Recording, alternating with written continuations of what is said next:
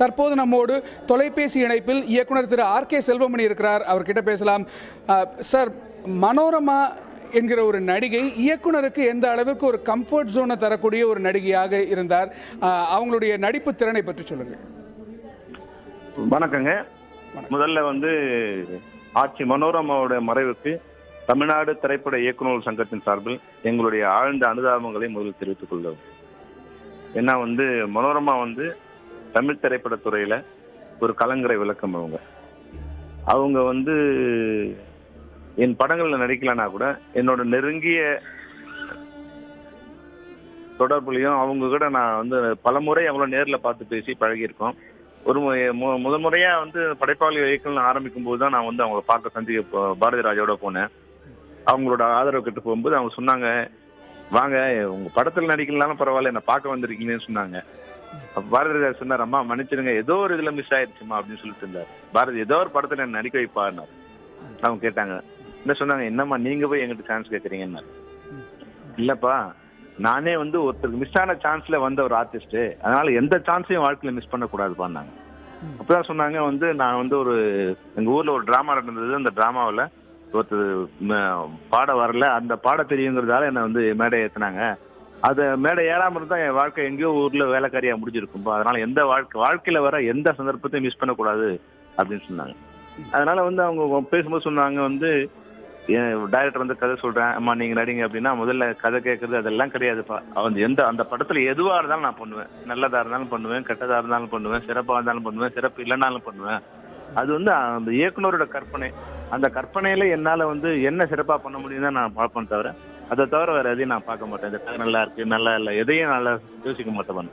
அப்போ அவங்க அப்போ எனக்கு தெரிஞ்சது, அவங்க என்னன்னா ஒரு டைரக்டருக்கு இதை விட ஒரு பெரிய ஒரு ஆர்டிஸ்ட் கிடைக்க முடியாது. அவங்களுடைய எதையுமே இல்லாம ஒரு காலி பாத்திரம் டைரக்டர் என்ன சொல்றாங்களோ அதுல தன்னை பொருத்திக்கிற ஒரு கதாபாத்திரமா தான் அவங்க தெரிஞ்சாங்க. அதுக்கு பிறகு நாங்க அவங்களுடைய மனோரமா ஆண்டவர் தேட்டர் தான் நாங்க அந்த படைப்பாளி இயக்கத்தோட தொடர்ந்து அவங்களோட பழகிட்டு இருக்கும்போது அவங்ககிட்ட ஒரு குணத்தை நான் நேரடியா பார்த்தேன். என்னன்னா எல்லாத்தையும் தன்னை பொறுத்துக்கிறது. திரு ஆர் கே செல்வமணி சார், தொடர்ந்து இணைப்பில் இருங்க. தற்போது ஆட்சி மனோரமாவின் உடலுக்கு அஞ்சலி செலுத்திவிட்டு நடிகர் பாண்டியராஜன் செய்தியாளர்களிடையே பேசி வரும் காட்சிகளை பார்க்கலாம்.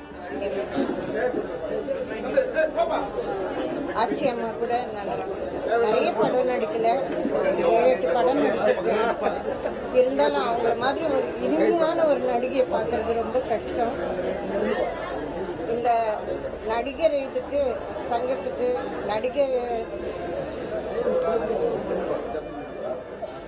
அவங்கள மாதிரி ஈடு கட்டவே முடியாது ஒரு நடிகையை. எங்ககிட்டலாம் ஷூட்டிங் டைம்ல ரொம்ப அன்பா பழகுவாங்க. திரு ஆர் கே செல்வமணி, நீங்க தொடர்ந்து சொல்லுங்க. அவங்க அதாவது இயக்குனருக்கான ஒரு நடிகையாக மனோரமா அவர்கள் இருந்தாங்க அப்படின்னு சொன்னீங்க இல்லையா? ஆமா ஆமாங்க.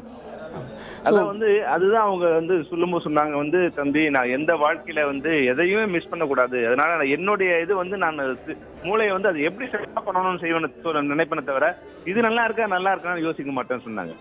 அதுக்கு ஏன் அப்படின்னா அவங்க சொன்னாங்க, மிஸ் ஆனதுல தொடர்ந்து இருக்குங்க. அது மட்டும் இல்லாம அவங்க எல்லா கதாபாத்திரங்களும் தன்னோட பொருத்தி பார்த்துக்கிற ஒரு நல்லதும் கெட்டதும் எல்லாத்தையும் தன்னோட பொருத்தி பார்த்து கேரக்டரா இருந்தாங்க. சமயத்துல ஒரு வேலைக்காரி நம்ம பேசும்போது சொன்னாங்க, தம்பி நான் வேலைக்காரியா கூட வேலை செஞ்சிருக்கேன். அதாவது வாழ்க்கையோட 1000 படம் நடிச்சவருக்கு ஒருத்தர் சொல்றாங்க நான் வேலைக்காரியா கூட இருந்திருக்கேன்னு.